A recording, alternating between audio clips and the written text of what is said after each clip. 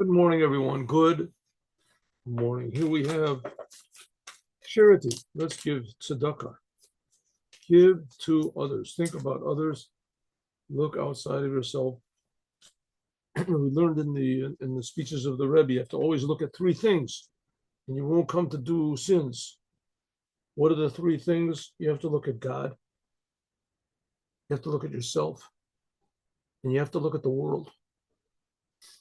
You have to look at God. What does God want? You have to look at yourself. How can I do it?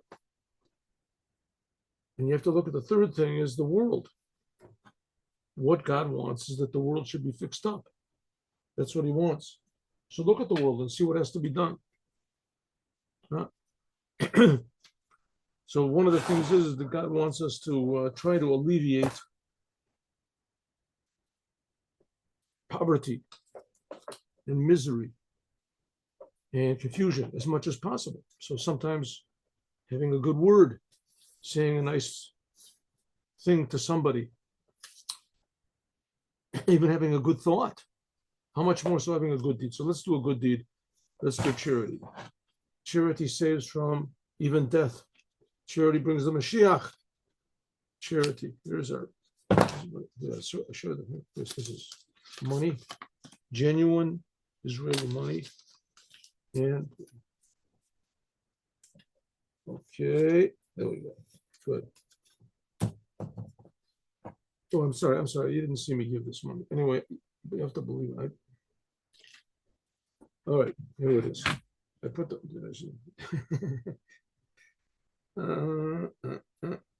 Anyway, there it is. I gave the money. All right, you have to believe it. Now, let's give a word of praise to God. Praise to God because God is good, and to the world is his kindness, and his kindness is also infinite. The olam means to the world, and it also means infinite, infinitely good. Now let us begin to learn. We're learning in Likuti Torah, the book called Likuti Torah, right? So the book called Likuti Torah was written by the first Rebbe of Chabad, and it's explaining to us what God is.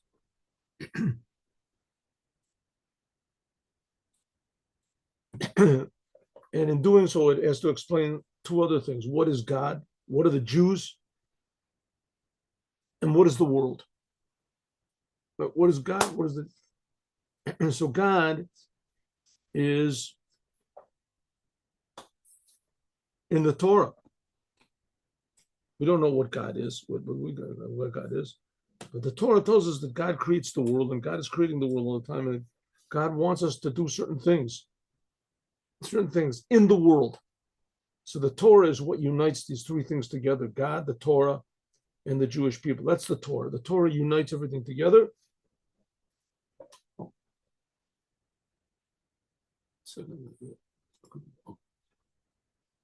All right, now it's not so simple as we learn from the Bible itself. The Torah tells us these really strange stories about how the interaction between these three elements, God, the Jews, and the world. Sometimes the world is dominant and it tells the Jews what to do. Sometimes God is dominant and it tells the Jews what to do. So the Jews are sort of in the middle of this whole business. So the Jews determine what's going to be with the world. Right? Is the world going to be a godly place? In other words, will God dominate or will the world dominate?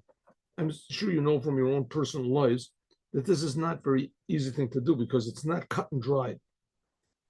That's in that way, we say that Judaism is not a religion. Of course, Judaism certainly is a religion. It's called Eish Dat. It's called the true religion, Dat Emet. But in that sense, it's not a religion because in Judaism, there are certain things which are very clear, cut and dried. It's commandments, you just do the commandments. And then there are things which are a little more difficult, and that's what's called the prohibitions. It's coming into your personal life already and telling you the things you want to do them, and you like to do them, and your soul tells you to do it, and your body tells you to do it, but the Torah says not, so you have to defy your own urges. So that's it. But then there's another thing which is called day-to-day life. In day-to-day life, sometimes you have situations that arise suddenly that you don't know what to do with them. In your physical life, how do you eat your food? How do you deal with money?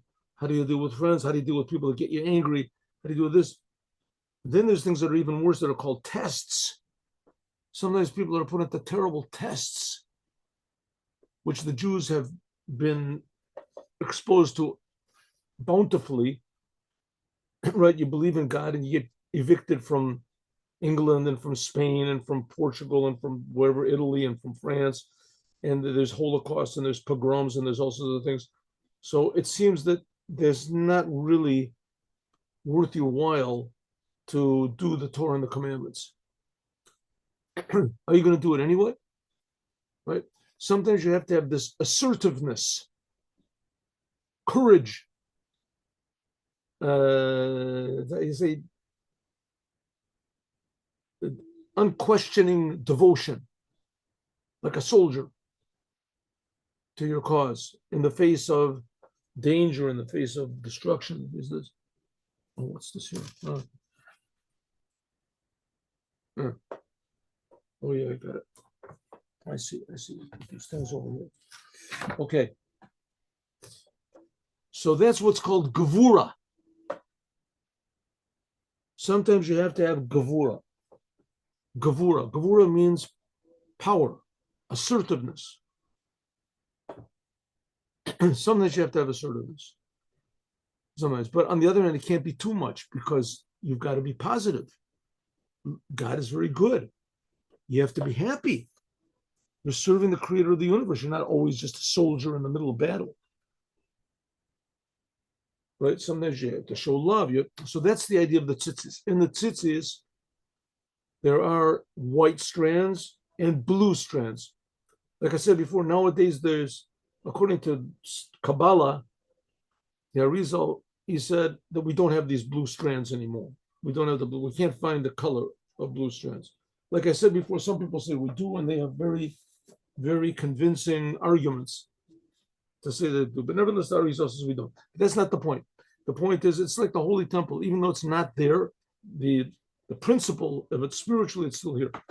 So there's this, in the tzitzit, there is gevura and chesed. There's the white strings and the black strings, and that's how we refine the world. Okay. Ube'emet, really, the main thing of the commandments is by means of this strand of blue. Why are we talking about tzitzit? Because at the end of this week's Torah portion, it says there's a commandment of putting on tzitzis. Then this says, "I am God that took you out of Egypt." That's what it says after the commandment of tzitzit. I am God that took you out of Egypt. So what's it got to do with it? So the Rebbe said there's God's kindness and God's severity. And we are made in the image of God. We have to utilize this kindness, love, and this severity, awe, if you want to call it, power. And the reason we use this is in order to fix up the world. That's the idea that the tzitzit come from the garment. The garment is like the oneness of God, and the tzitzit are how God comes into the world, right? And how do they come into the world? Through the commandments. This is be'emet, really. Ikra mitzvah, the main commandment is by means of this blue strand. Because sha'al yadei zeh, because by means of this, specifically, by means of the severity. Remember we talked about that? Like the blue flame on a fire. If you light a candle, so you see that the candle is white, that's what makes the light, but attached to the wick is the blue. The light is blue. And that blue, that's really how the fire is consuming the wick or the oil, the whatever is. It says really, that's the main thing, is the blue. Let me get my.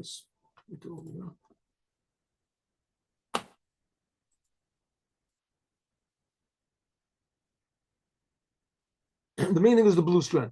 Because by means of our assertiveness and our a defiance and of the bad things and pushing through victory over the good things, is by means of this, a person will be drawn. We will do the commandments, and they'll be drawn to us and to the world. An or panimi, an inner light of God. Inner light of God means, oh, good morning. An inner light of God means that God will be revealed in the details of the world. Sheyeh lo, that the person, beginning with us, will have love and fear of God. Al pi mashkadu, look like it says over here, be'ein chut techilat, the string of blue. Now we can understand with an extra explanation, who hine mavur, it explained before that techilat, that the blue color, this is mochin da'aba. Remember, we learned this yesterday. We did this yesterday. And this is what's called the severities of Chachma. Let's see, we did this already. Yes. That's the blue. That's like the blue flame. And that's what's called Bittul Hayesh. Bittul Hayesh. Now, these things that the Rebbe is talking about are really relevant to each and every one of us. It's relevant to each and every one of us. This is the goal of Judaism. This is really the manifestation of Judaism. The manifestation of Judaism is using everything that you have, all of your powers, all of your abilities, in order to make this world a godly place, a holy place, a happy place, a meaningful place. That's the job of the Jews. The job of the Jews is to fix up this physical world so that there's no more murder and no more aggression and no more depression and no more whatever is the lust and desires, all these destructive things. That's the job of the Jews. How are the Jews supposed to do this? By connecting the creation with the Creator. How do you do that? Through the Torah. But just the Torah is not enough. It has to be your attitude. You have to be sincere. And the only way you can be sincere is if you really feel that this is true. That's another reason for saying that Judaism is not a religion. A religion is something that you sort of convince yourself that you do, and for yourself, for your own personal benefit, and going to heaven or whatever it is.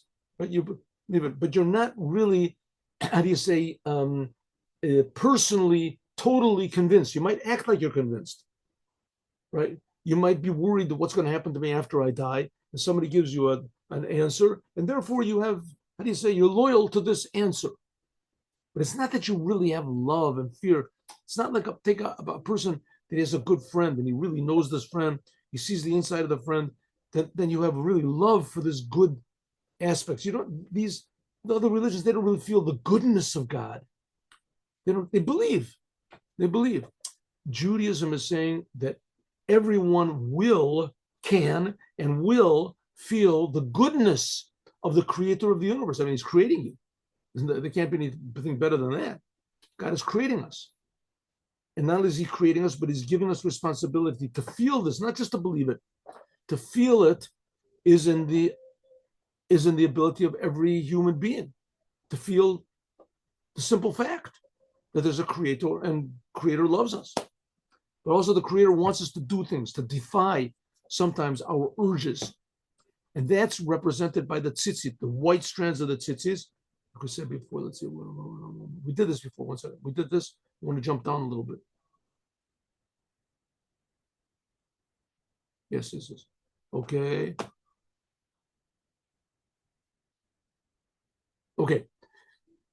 So this is by means of the kutzi, the sari. This is the strands of the tzitzis, which is not the case. The talit itself, the garment itself, even though if you would make this garment all blue, like Korach said to Moses when he made this rebellion against Moses, if you would make the talit totally blue, then Mikol Makom Hu Adayan Bechinet Makif, it would still be surrounded.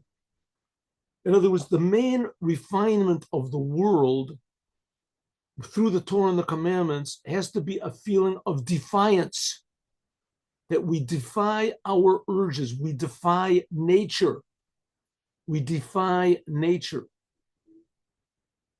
Nowadays, especially, this is a very big, this is like the boiling, now this is the big battle, right? Now is the final battle of the war. Normandy or whatever, the final battle of the war. What is it? Between nature and above nature. Right? Are you supposed to follow your nature? My nature says I am this, I am this, I have this propensity, I have this desire, I have this makes me feel good, this makes me feel fine, this makes me feel comfortable. Why not do it? Right? Why not do it? Nature. I mean, I don't want to get into the stuff discussing details, but the least disgusting of them is making abortions. A woman, she doesn't want to have children. She has the children cry, they smell bad, they wake up in the nighttime, you can't do what you want, you can't follow your career, you can't this, right? So you have so kill the kid. Okay, not when he's born, that's a little bit messy, but have the doctor do it. And abortion, it's natural. What's the problem? Right? The problem, think about yourself. You have to think about yourself first, right? Think about yourself. So sometimes you have to defy your nature. You have to defy your nature. Yes, if you have a child who's going to keep up at nights and you're going to have to provide more money for him, it's going to be bad. But that's natural worry. But God said, don't worry, I'll take care of it. Okay, maybe you might not have as much money, maybe this. Or parents that abandon, fathers that abandon their children. They abandon the family. Right, one parent family. Why? Because the father wants to run around and have a good time, right? Do whatever he wants to, whatever who he wants to. Says leave the family. That's nature. What's wrong with that? He says, well, if there's no Torah, there's nothing wrong with it. Everybody does it. What's the problem? But the Torah says sometimes you have to defy your nature and do what the Torah says. That's this tchelet. That's the blue of the tzitzis. That's the fire. You have to use this fire. It says, but the fire has to come into the details. It has to come into the world. It can't just be general. That's what Korach said. That it's good enough if the talit is totally blue. If the talit is totally blue, it means that you have this assertiveness, you have this defiance, you have this courage to go into the world, but lo naga bitl, but it doesn't come to you personally. But pinimioto, in your day-to-day life. The only way that can happen is by means of these strands. And in our case, what we're talking about as the strands means thinking about God. Trying to think, is this really true what this man is saying? I mean, God is really creating me. God really wants me to do the Torah. It's in my ability to do the Torah. I'm not even supposed to think about what benefit I get from doing the Torah, just to do it because it's the truth. I'm supposed to do that. That's not me. The Rebbe is trying to say, yes, it is you. That is who you really, really are. And this will provide you with true happiness. Not happiness that you have more money in the bank or that you've accomplished something, the physical that you can see, but that you're happy because you're who you are. You're doing the truth.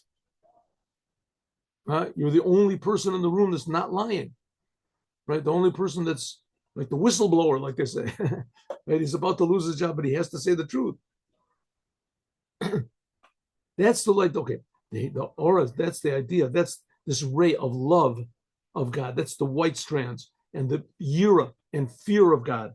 Right? I think they say that the power of God. This is the techilas v'love, and that's the blue and the white of the tzitzis. This is called Torah Adam. This is the law of man. This is what makes man. This is what man really is. Using your love of God and your awe of God in order to direct your life. And again, God is creating you. God is not this spirit that's sitting up in heaven, Thor or something like that, and he's looking down with bolts of lightning in his hand that he can do whatever he wants. And he's like your biggest enemy, so you better watch out. You better not cry. I'm telling you why, because God's going to get you.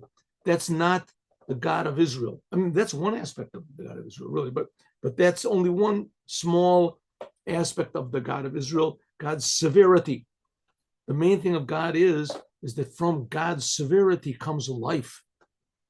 It comes dynamic life in the world. And from God's love, right, comes existence into the world. Into the world. That's the idea of the tzitzis. What should we do with our life? What should we do with our existence? And the talit, but the garment, which that's the garment, the makif, and that surrounds us in general, that's of Torah and the commandments, Hein Anikra, this is called the commandments of God. So the Torah is God's Torah, but it's also our Torah. The fact that it's God's Torah, we have to always remember that the Torah is God revealed in the world. But on the other hand, it's our Torah. It's revealed to us that we are God's partners. Well, Lefi Shekol Omer, what we said before. I'm sorry, Lefi Shekol Omer, anyone who says Ein Li Elo Torah, a person that he says, I want nothing to do with the world. All I have is learning the Torah. I want to be connected to God. That's like the mistake that the Jews made, that they didn't want to come into the land of Israel.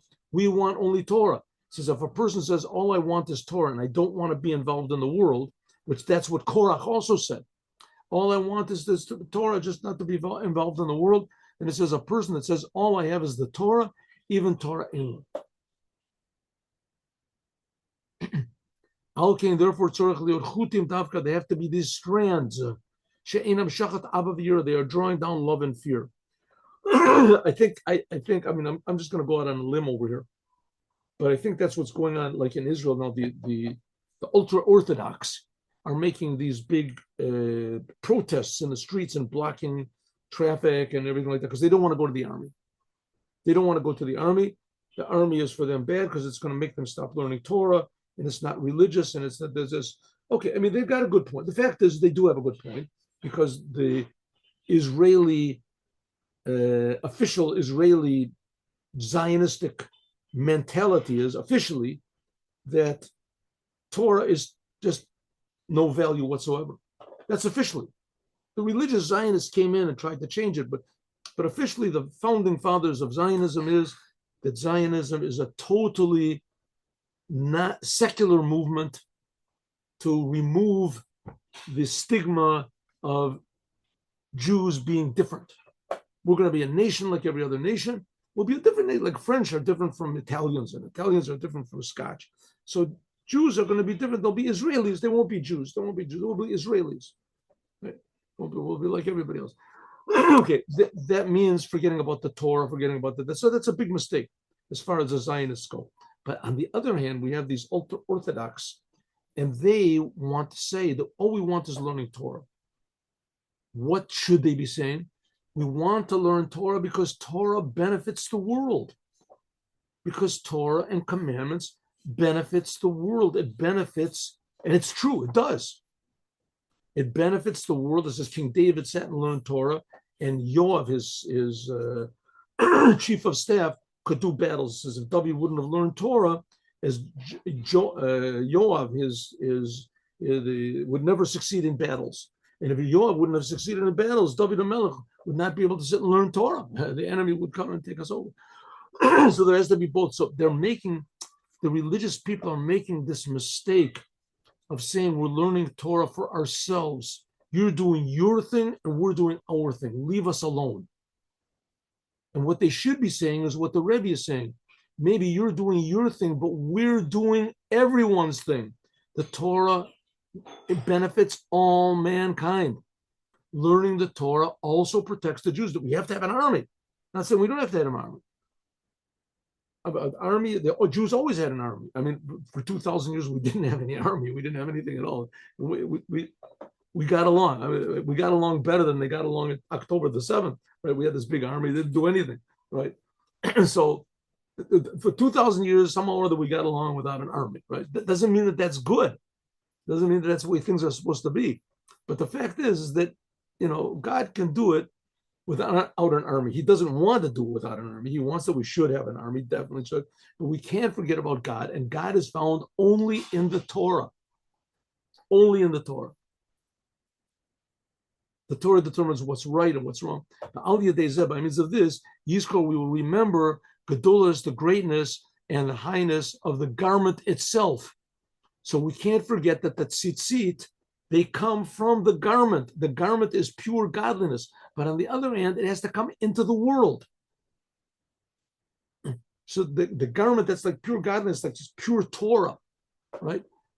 And that's the source of everything. But it has to come into the world. That's the tzitzit. That's what I'm saying is this mistake that some religious people make, that we say, I don't want anything to do with the world. All I want is the Torah. It's a very delicate balance. It's not an easy thing to do, but who said life is supposed to be easy?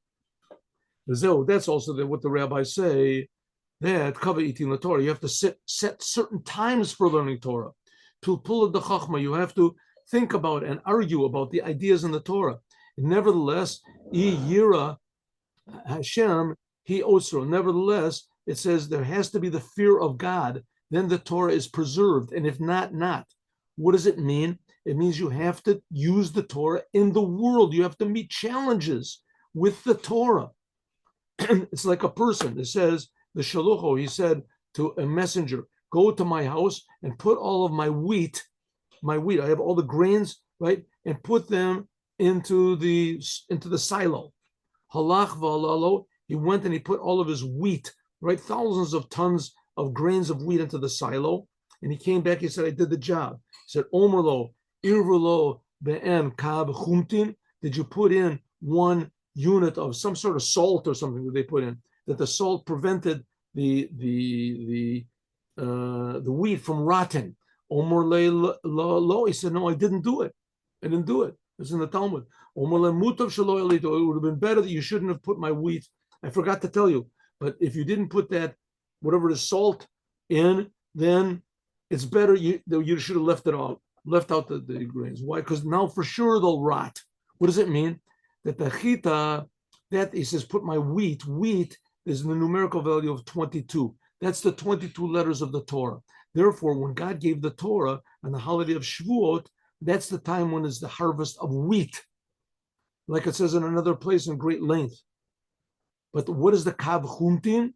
What is this unit, this whatever it is, the pound or something of chumtin? What is it? Rashi says, eretz malecha. It's some sort of salty earth. And the salty earth prevents the wheat from rotting. It's some sort of preservative. Hine kativ, it says, v'lo tashbit melach. It says in the holy temple that they, with every sacrifice, they had to bring some salt. Salt. Every offering there had to be salt. What's the thing of salt? That salt is gevurot mamatokot. They are the three gevurot. The three severities of God, but they're used to sweeten things up. What is salt? Salt is very not tasty. Put your finger in, and you think it's, let's say you want to put sugar in your coffee, and you don't know what's in the sugar. Looks exactly like salt, right? If it's ground up, it doesn't. So you put your finger in, and you figure it's going. Oh, it's salty. It's not good, right? If somebody puts salt in your coffee, you can't drink it. But on the other hand, if you put salt on meat, some people, you ever see they put salt on like watermelon or something, a little bit, and it sweetens it up. It says there's gevurot mamtakot. That's severity, but it makes things sweet. That's like the blue of the tzitzit. The blue of the tzitzit is power, assertiveness, defiance, but it sweetens up the world. Melach, salt, is the same letters as war, lachem, to fight. The gematria, and it's the same numerical value as mazla, as mazal, drips down. Gevurot is the source of all of the severities and the articulations of chachma of God. That's what it says. Okay. Therefore, salt takes out the blood, and it removes the impurities from meat. That's what it says. Chachma et beriro, because in chachma everything is refined. What does this mean? You go in the world and you have no values. So what do? You get caught up by the world. The world makes you angry. Some people are not prone to get angry. They're prone to have desires, lust. Some people, neither one. The world makes you confused. It makes you depressed, right? The world conquers you in some way. But if you have the assertiveness, that's the salt. That's what's called the power of chachma, of wisdom. Wisdom means that you have a clear set of values above understanding. Faith, above understanding. You have faith, but this faith has to be brought into reality. Now, they put you above the world, so to speak, but you have to have the gevura put you in the world. So being in the world means Something comes and makes you angry, you don't get angry because God says you're not supposed to get angry. Things make you depressed, you don't get depressed because God says you're not supposed to be depressed. Right? Think about God. Think about the Creator. Think about reality. Think about what you've got. Don't think about what you haven't and what's missing, what's confused. Be patient. Be assertive. According to the Torah, that's what it means in Chachma. The world is refined. You put everything in the proper order. And therefore, you have to mix in this salt with the wheat. The wheat in this case is Torah, 22 letters of the Torah. So it's good if you learn Torah, wonderful, but there has to be this assertiveness, what's called the fear of God. The fear of God, you fear God, but nothing else. You don't fear anything else except for God.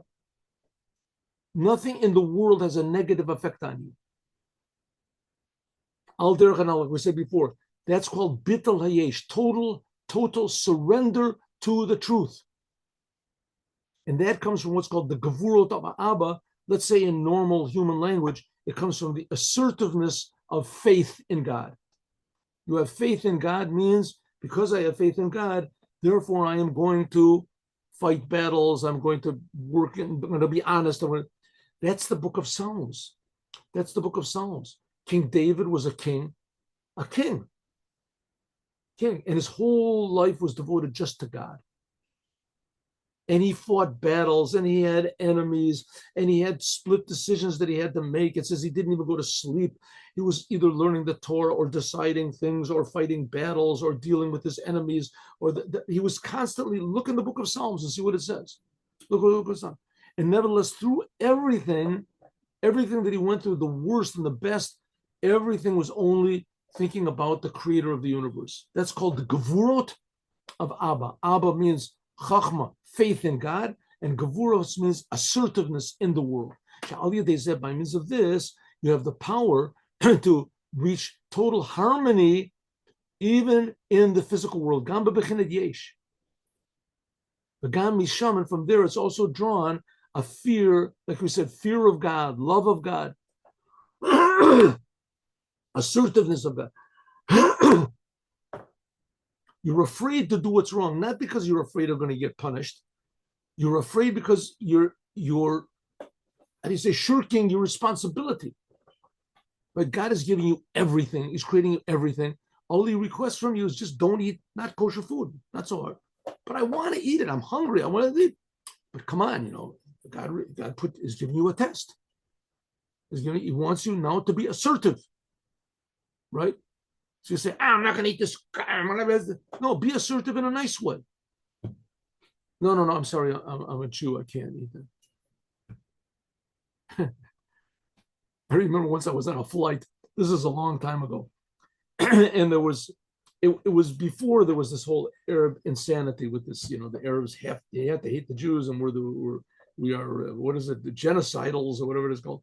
Anyway, so I was sitting in the plane, and the aisle right opposite me was sitting an Arab woman, and there were other Arabs that were there also. So they brought me this chicken or something to eat. And I said to the stewardess, I said, is this kosher? And she said, no, we don't have you written down for kosher. I said, okay. She said, well, I mean, maybe we can bring you something else. We can bring us something else. I said, listen, if it's kosher, it's good. But if it's not, it's okay. I mean, it really wasn't so okay because I was really hungry. But I said, it's okay. So, I forced myself to act nice. And I also forced myself to be assertive. Who would know? No one would know what I was eating, right? There was no other religious people on the plane. I said, no. So I said, no, thank you very much. I really appreciate it. You can give it to somebody else. Give it to somebody else. Okay, thank you. We'll try to find something. I don't remember if they did find anything or not. But in any case, so the Arab lady that was sitting over, she said to the stewardess, I want halal. She already had the thing open. She wants halal. And the other people also, the other Arab says, oh yeah, we want halal. Halal is their version of being kosher. In other words, one person doing what you're supposed to in an assertive way, but in a positive way, it spreads out to others. It has a general harmonious effect on the whole surrounding. Right? The sort of Ella, the Ratzalomar, what it means to say, maybe I'll give you another example. I'll give you an example. I go to this public place nearby my house since October the 7th. Every day I've gone. Either there or somewhere else, but usually it's there. And I ask people to put on tefillin. I go a half an hour, 40 minutes. So yesterday I went, and there's one like a big waiting room. It's a hospital. There's a big waiting room with it. I also go outside. Anyway, so I asked like 4 or 5 people if they wanted to put on tefillin, and all of them said no, they don't want to. And to every person, I'm not really as interested in putting tefillin on them as just making the person feel good. Like they're in a miserable situation, and they're in the hospital. It's not a good place. So I say to everybody, that you should only have good news. You should have a refuah shlema, good news. They say thank you. I hand out these, Moshiach cards. Almost everybody takes. Interesting. Even the people that don't want it, they take Moshiach card. But I'm nice. I think, what am I going to do? Say, you don't want to put on tefillin, burn in hell. So which could be justified in doing. Some of these people are pretty nasty, but I'm not nasty to anybody. Not nasty because I'm not thinking about myself. These people are in such a bad situation. I can go home and I can be rest, have a coffee, and these people are sitting there waiting with their loved one with a broken arm. Anyway, so I say something good to these people, and I don't get angry. I have to work on myself. I don't get angry. I don't have any look of anger on my face. I'm not disappointed that they say no. They don't. Okay, you have your right to do whatever you want. You have to put on tefillin. Who says you got to put on tefillin? You don't want to. It's okay.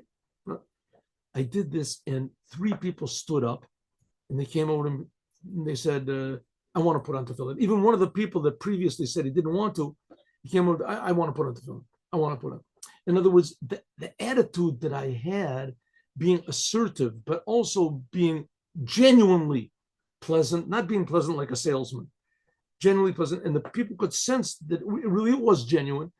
It has an effect. It has an effect not just on yourself, but in general. So that's the idea. It says that the treasure of God is the Torah. It's the Torah. That's what it says. Ella Sharatz Lomar, it says that by means of the fear of God, that's what we said. That's by the fear of God, we said that's like the salt that he put into the wheat. If the fear of God is in your storehouse of Torah, then the Torah and the chitim and the wheat, like we said before, the Torah, this is the numerical value of the 22 letters of the alphabet, is chita, that's Torah. Then they are li v'nikra Torah Hashem. Then the Torah belongs to me. It says God. Then it's God's Torah. Again, in Judaism, God is not just relegated to the spiritual worlds. God wants to be here, and God is here. He's creating everything, but we don't feel it. That's what it says, because the Jewish people, they belong to me. And when a Jewish person learns the Torah, but he learns it also together with the fear of God, that's the idea of the white strands and the blue strands coming down into the world, coming from the garment, which the garment is the oneness of God. That's like the pure Torah as it is in God's hands, and it comes down to us. But there's also the fear of God, and that's what changes the world, and that's the goal of Judaism. 1 minute.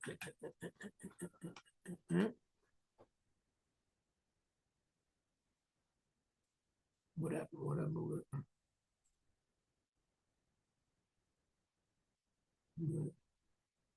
Why is this happening? Okay.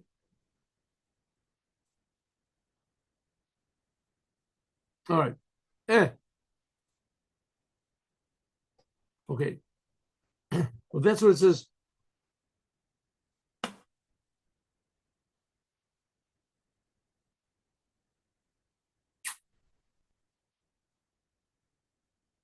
Wait a minute. Let me just see this. Okay. Yes. All right. So if so, that is the idea of tzitzit.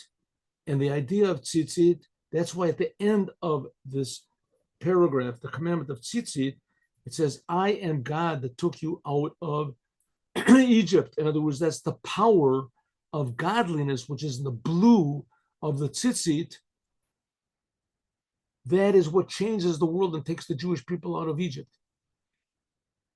Okay, So it says, "Kamo shakur chitim," just like we said, a unit of wheat, if it is, even though it's very, let's say a silo full of wheat, even though it's very valuable, enu klum, it is nothing without the kav, without this little handful or whatever, a bushel of salted earth. Umutav shalom alito, and it's better that you shouldn't have learned Torah at all. Also the same thing. If you learn the Torah and you haven't really got the connection to God, the awe of God and the power from God to come and fix the world up, then it's better maybe you didn't learn the Torah at all. You don't have the power and the integrity to come actually into the world and use the Torah in order to affect the world in a positive way, then maybe it's better you didn't learn Torah at all. That's what Korach said. A talit that's totally blue and it hasn't got any strands, coming into the world, then maybe it's better you shouldn't put anything on at all. Don't be surprised that the techilet, that the blue of the strands, that comes from the gevurot of Abba. It comes from this assertiveness of faith. Shekamo came because the same thing, this salt that we said you put into the wheat, which the wheat is, we said, is the Torah, and the salt is the power, the severities of godliness that enable you, the power of godliness that enables you to come into the world, that the source comes from that. Just like there is, I'm sorry, kikama, because there's a lot of different levels of gevura, of power in Abba. Abba is chachma. Abba means chachma. Abba is pure godliness, if you want to call it. So you might think, where is there a place in pure godliness for the severities? It's just pure good. Says the same thing we have, but in fact of the matter is that in this oneness of God is the main goal, if you want to call it, of God's creating the world, is that we should come into the world and be assertive, powerful in the world. We should express our faith in God in the challenges of day-to-day life. The same thing is the tefillin of your arm. The tefillin of your arm is also malchut, coming into the world. There's the head tefillin, that's enough, right? It says, no, you also have to have the hand coming into the world. Also in the Holy Temple, there was the external altar. There was the inner altar made of gold and the outer altar where they made the sacrifices. The altar we don't have now. But the commandment of putting on the tefillin still exists. So the same thing is also with the tzitzit. Nowadays, we don't have the blue, but we still have the white. And the blue is more spiritual. The same thing, we don't have the altar anymore. That's spiritual. But we do have the tefillin of the hand, which is the same thing. Nevertheless, both of them have a connection one to the other. Therefore, we say in the priesthood of Aaron, Brit Melech Olam. Therefore, even though that Aaron is bringing blessing and love into the world, that's the thing of Aaron, the high priest, Moses' brother, but nevertheless, there has to be the salt with it. That God made a covenant with Aaron on the kahuna, on the priesthood, with salt. Why? Because salt is this aspect of the faith in God, but with gevura, with power coming into the world and purifying the world. Like I said before, no matter what situation in the world you are, you always can go back to the power which is in your faith in God to do good or to turn from bad. Kach, also the Kohanas Aaron, the same thing was Aaron. That Aaron, it says the beard of Aaron is drawn down. The beard of Aaron, that draws down this connection of the Jewish people to God, that the Jewish people could be harmonious with God, surrender to God. And that's the same thing with the strands of the tzitzit, the beard of Aaron. So that's what it says, I am God that took you out of Egypt at the end of tzitzit, because the whole essence of what the commandment of tzitzit is to bring godliness into the world and free the world from its separateness, apparent separateness, free the world from its lack of connection to the truth. That's the represented by tzitzit, and that's what the whole idea of the Jewish people in the desert. They wanted to stay in the desert. They didn't want to come into the physical world. They didn't want to be like the tzitzit, which come out of the garment. They wanted to stay in the garment. They wanted to stay in the oneness of God and feel the oneness of God all the time. And they didn't want to meet the challenges of the world represented by the tzitzit, namely, it's the godliness coming into the world to fix the world. Okay, now let's do the main thing the Rebbe wants to give us from this is that this is the way we're supposed to be. It's not just theoretical ideas and religious, wonderful Hasidic principles and, you know, an amazing discourse of the Rebbe to show how holy he is and how incomprehensibly, you know, unattainable these ideas are. But he did attain them. He went up to the mountain. This is not talking about that. I mean, that's true. But the fact is the Rebbe is making it available, and not only available, but necessary to each and every one of us. That each and every one of us can be connected to the God and his Torah all the time, and nevertheless also be in the world all the time. Whether it's learning Torah, we do it for the sake of the world. When we're in the world, we're doing it for the sake of the Torah. But it's always unifying both of them together. That's the idea of the Jews coming into the land of Israel. That's why the Jewish people have to be in the physical land, but they have to always maintain their identity as Jews, namely God's people, as we'll talk about more, God willing, tomorrow. Now let's do the Dvar Malchut.